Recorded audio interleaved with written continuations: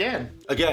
Baby Yoda, episode 8, final episode of The Mandalorian. Or, as I call it, Baby Yoda and the Mando. No matter where you go, standing by your side, I'll be right behind. That's the sitcom that's coming out next year. Anyway, we got to see the final episode. A lot of reveals. We actually got to see Din Djarin, which is his real name, and what he really looks like. Did you stutter? Say that again? Din Djarin. Okay. So, that's his real name. What he was given at birth, obviously. And it seems like Moff Gideon knows who the heck he is. And we also, obviously, in conclusion from last week's episode, we talked about episode 7, the android proved me right, and he Killed Mando, everybody. He just killed everybody. He took Baby Yoda and ran off. and he earned Mando's respect for androids again Yep. by protecting Baby Yoda. But he was pretty badass, killing all the stormtroopers. Oh yeah, he took out everybody. And we got to see Baby Yoda get into the fight as well by reflecting a giant fireball. Yes, and then falling And then he asleep. went, oh. But tired. the best part was when the android was just shooting everybody, and Yoda was just sitting there going, yeah, freaking adorable. I think one of the best parts was when the android was going, no, there's no possible outcome except for me to sacrifice myself. And he was telling Mando, and then Mando was like, okay, that's fine. He's like, just kind of shove it off, like, oh, you're an android, you can die. And then the android's like, no, I can sense your heart rate, you're actually upset, I'm gonna die. And he was like, didn't say anything. It's like, yep. Well, but then he was like, no, we need you, we don't want that, we need you, we need your help. Yeah. He's like, there's no outcome of this. No. So he sacrificed himself, killed a bunch of people. Then Moff Gideon gets in his TIE fighter and starts gunning them down. What does Mando do?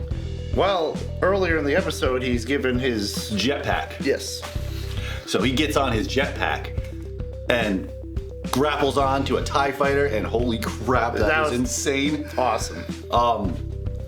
Puts some charges on the TIE fighter, jumps off, and blows off a wing. And then he crashes, is assumed dead. Assumed dead until the very end of the episode. So we know now the child is what they're considering the foundling, which is a child of a Mando or a Mandalorian. Something in that nature. And we also saw the person that granted him that title is a badass with hammers. Yes, she is. She can give Thor a run for his money. Yeah. Taking on like 7 stormtroopers with 2 hammers. So then at the very end, we see something emerge out of the TIE fighter.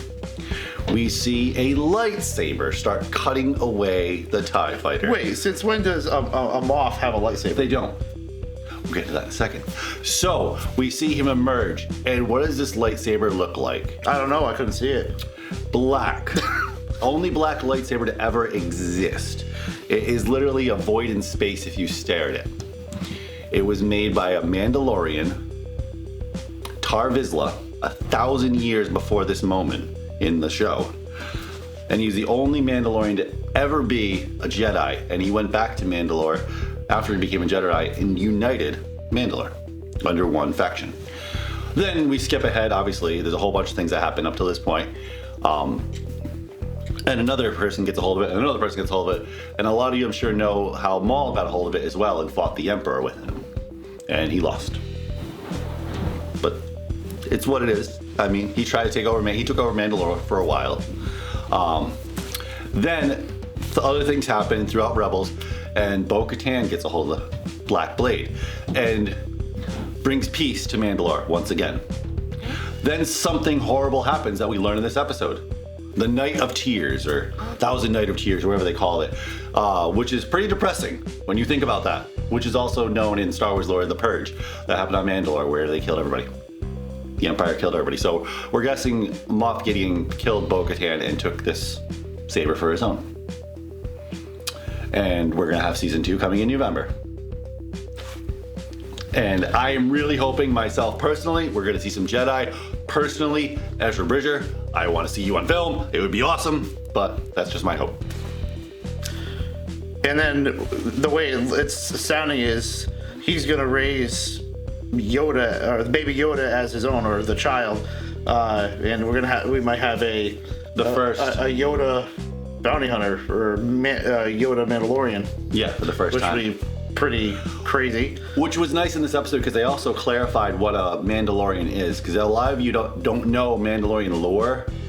It gave you kind of a run up of what that is, and that means anybody can be a Mandalorian because the Mandalorian planet was inhabited by lots of races and creeds. So if you take up their creed, you are a Mandalore. Mm-hmm. So, which was really cool. It gave a lot of people a lot of information all at once.